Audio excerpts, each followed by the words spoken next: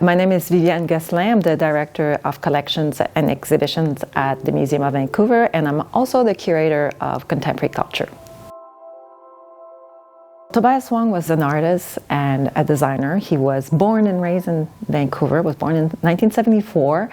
I talk in past tense because he passed away in 2010 at the age of 36, so way too young. He still had so much to do. And he essentially addressed questions of what is authorship, what is originality, and what kind of relationship do we have with the objects that surround us and the objects that we desire and want to consume. So one of the things, because he was so interested in kind of poking at the notion of originality, he said, I don't believe in originality. I just believe in riffing off other people's work, because that's what we do anyway. We always build on other people's ideas.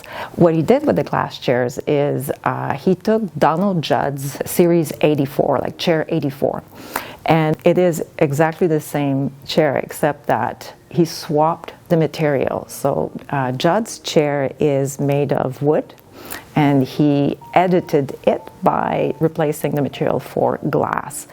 And he sent to 20th and said, can you do this? Can you make this? So it had the spec, the material, the glue, UV glue, and it's actually really cool. It has like 2 pages and a bit of humor on the side. The first thing you think when you see this is, can I actually sit on this?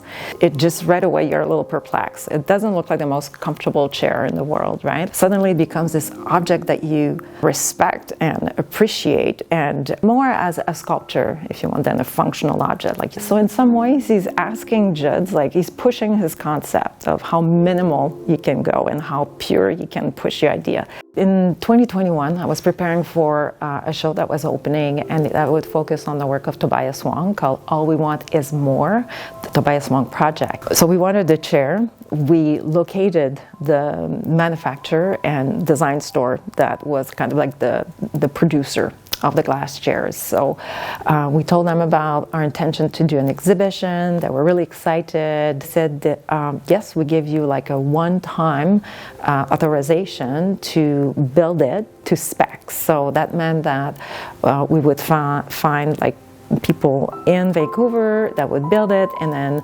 the producer from LA would look at it and approve it. One company that just specialized in cutting the glass. It's very thick, so cutting it has a special tone and tint as well, so that's also important, and edges had to be polished.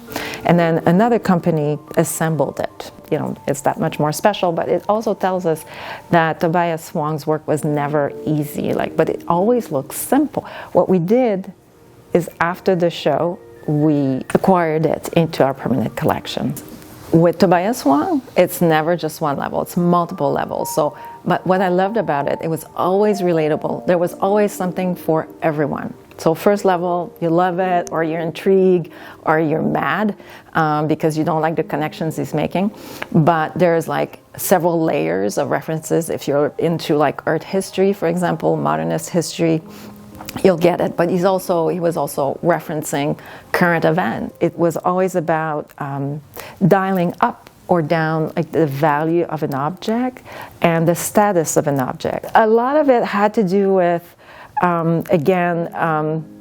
testing people. It's like testing people's desires and for consumption, for example, and for branding and for exclusivity, right? Sometimes you thought, like, how far is he gonna go? He would take everyday objects like a mason jar and turn it into what he called the sun jar. And an object like a quilt, you know, can become a statement just by changing the material. So he was brilliant in that way. Just changing one thing, and right away you saw the piece differently. I think there's something really hopeful and witty and a lot of whimsies in his work that brings joy to our lives when we look at that. So I think it's important to also remember him as not someone who just dealt with big brands, but also small objects that he made important through his work.